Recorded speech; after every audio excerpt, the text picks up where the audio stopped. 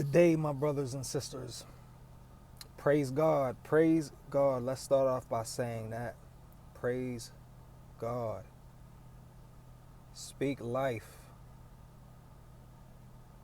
You know, in this age of intelligence that we have at our fingertips, the age of information, easily accessible, we know way more things than many people did throughout history now. And yet, the individual progress has seemed to come to a halt, and now we are digressing, in fact, on an individual level, on a societal level. And there's no reason for it but for the desire of an unreasonable power over a man's fellow brothers and sisters. Okay? For instance, there's not one man, woman, or child that should have to worry about where they will be sleeping, if they will be able to have a meal the next day, if they can keep heat on in the winter so that they don't freeze to death, or to have electric lights so that they can see. None of these things should be the driving factor in 90% of your activity during waking hours, aka working or slaving just to meet those very basic needs. Why? The technology is here, the information and wisdom is here, the capability and resources are all here. We have all of it, but there are a few that enjoy the power dynamic that they get by leveraging all of the resources against a small number of people against the large people, the masses. And they're kept ignorant. They don't even realize that what is happening. They're kept on a treadmill with a carrot, apple, whatever, some sort of prize to keep you on that treadmill. Now, I don't believe that you should get everything free in life. That's not what this is about. Like, oh, let's just give everybody things free. But just the basic necessities, should be accessible to every man, woman, and child. With being able to free up all that work that you would have to do just to meet those basic needs, you're going to get bored at first, okay? You need to have a relationship with God, okay? A lot of us have lost that because of how busy and we're doing this, that, checking an email over here, got a meeting at 2, phone call after phone call, text message, social media post. You got to be over here to do a job over there. Your mind's not able to be on God. Your mind's definitely not even able to be on your family. Many families in the Americas and probably the world at large, but for sure in the Americas, there is an agenda to divide the families, to get the fathers out of the homes, to get the mothers to commit abortions, to murder their children and infanticide. So this genocide of the family and the people is very prevalent, and it is very important. It is very important to have awareness of these things, that the wool is not always over your eyes.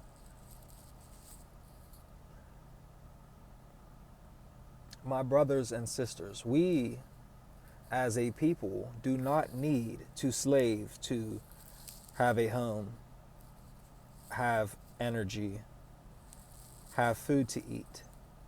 These things, we need to put that in the past. It is archaic. We are living under a form of control that it's advertised as if the people are free because you're not called a slave anymore. You could change words to paint a different picture when the actions are the same. The actions are the same. You're working just to make ends meet. You're wasting time and potential creative ability. Do you know how much innovation could happen? Do you know how much we could progress? I want you to come with me.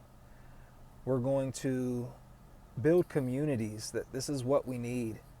You're like the 5 people that you're closest to, that you spend the most amount of time with. We need a community of people that primarily want to get closer and closer to God, just like a plant gets closer and closer to the sun, the giver of life. Man, we need to get closer and closer to God. So community for people that want that. 2, nobody should be going hungry, and we need not cause unnecessary harm to other beings in order to find pleasure or survive. So, vegan farming, plant-based materials will be implemented. We can use 1/16 less the land needed that would be necessary for an omnivorous counterpart. The amount of land that you would need, water, resources to house animals and whatnot. And why, if we don't need to eat these animals, are we torturing them and killing them and treating them like property, as things versus beings? This is not godly. They are not things. They are beings like you and I. Their avatar is another species. We will produce way more food than we would growing animals. We'll feed more people. We'll be healthier. We won't have large levels of cholesterol coursing through our vascular system. We will cut down on the rates of diabetes, which is an epidemic, heart disease, strokes. We want to eradicate these things. And thirdly, we want people in a community that want to develop and grow as human beings, as sovereign creatures that were built in the image of the Creator, to become creators ourselves, to master fields, not just get by and do the bare minimum to meet the quota for the day, so that you can go home without the boss looking down your back and asking you questions of if you're finished or not. We're done with that. We need to put that behind us. We will build schools on these lands for the community. And I no longer want to call them schools. They will be called development centers. They will be developing their skills as, young men and women should be able to do. Children will learn at their pace. They will progress at their pace. There's no reason to be holding children back in the classroom or moving them forward when they do not have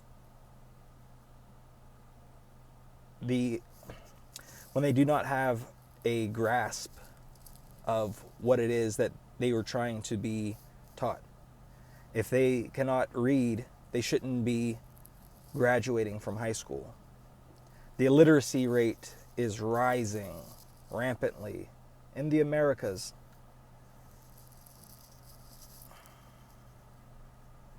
The basics, we're not even doing that well in the basics.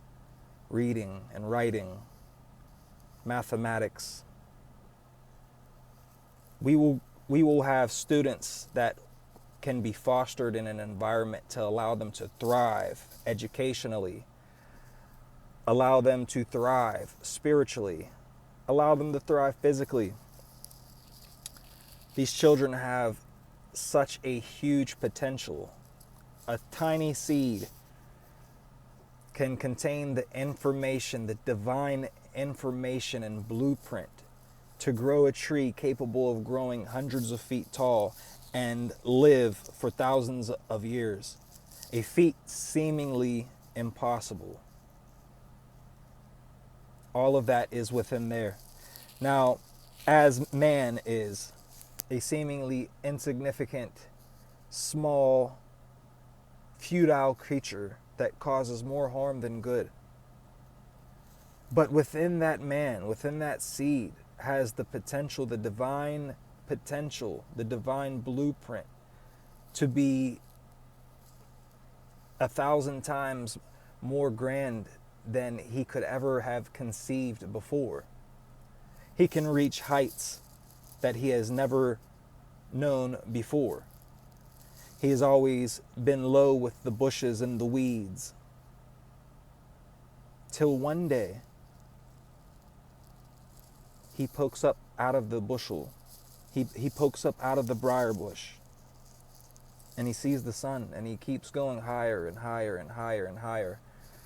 Right now, we're in a dark age. That is all, brothers and sisters. We're in a dark age, and it is time to exodus out of this age, out of this paradigm, out of this dimension, into the next phase. You know, we've been dwelling in darkness for too long. It is not sustainable. It is not enjoyable. We have went through hell, and we will continue to go through hell at times. It's part of the divine test. But to consciously keep participating in this frequency is of folly. It's foolish. So, a community with unity, oneness in God is a prerequisite. Without God, you can't better yourself. Without bettering yourself, you will not better your family. Without bettering your family, you cannot better your community. Without bettering your community, you cannot better your state. Without bettering your state, you will not better the world. So, it seems to me that you must begin at the beginning. You must take the first step.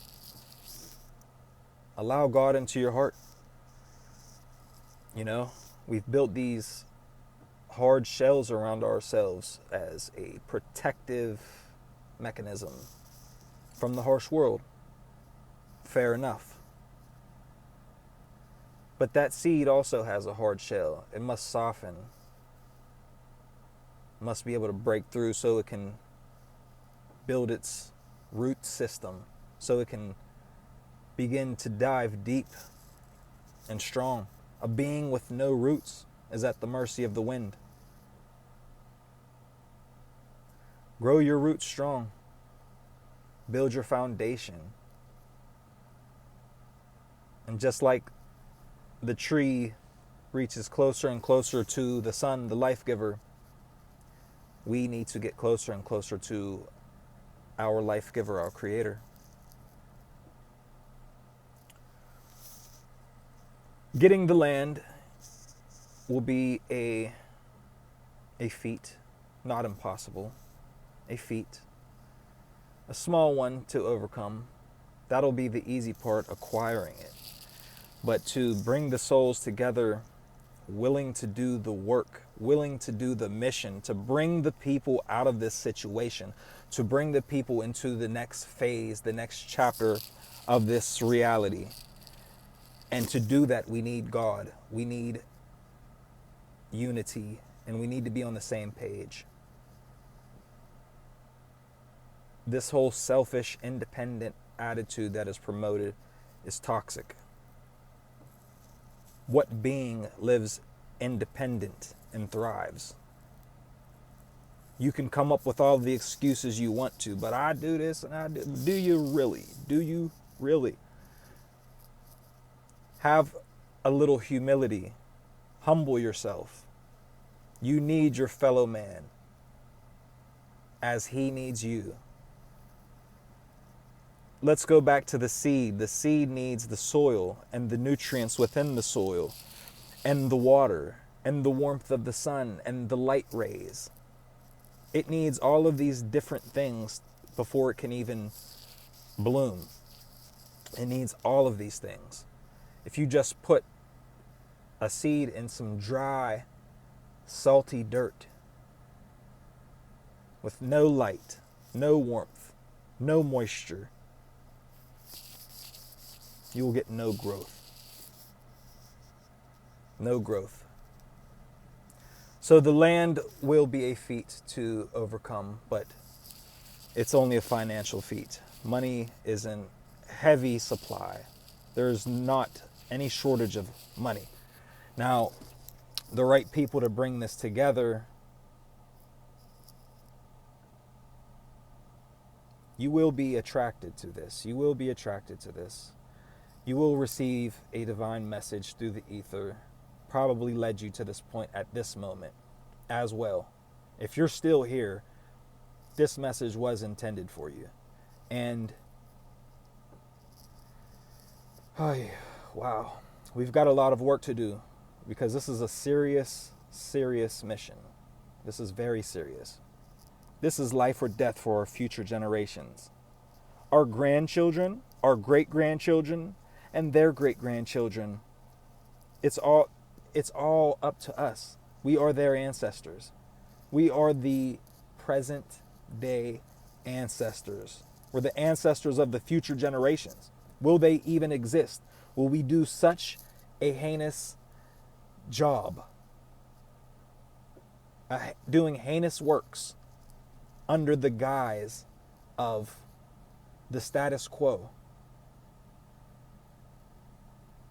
Or will we do the work of God, the work that needs to be done, the duty that needs to be fulfilled? Will we fulfill that duty?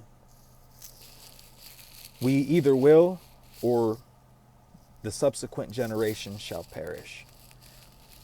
So one of the things that I have to begin this process is an NFT collection of artworks. The artworks represent the avatars of our ancestors of the Americas, the different faces, places, peoples, North and South America, the wise men, the wise women, the fools, all of the different avatars that our DNA is carried on to this day from them. It represents them and the energy of their soul and all of the great works that they accomplished throughout time. Jealous men and jealous women wiped and obscured their historical records from the oral traditions and written accounts alike. Many people have lost their lands due to deception. Lands that have been passed down from generation to generation, that have been farmed on, used to provide sustenance for people's families, taken away with paperwork. Stolen land.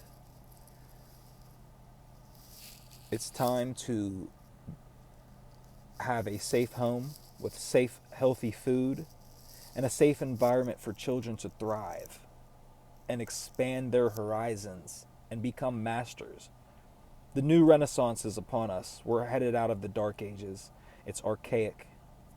Even with these smartphones and technologies that we have, we are like barbarians in this state.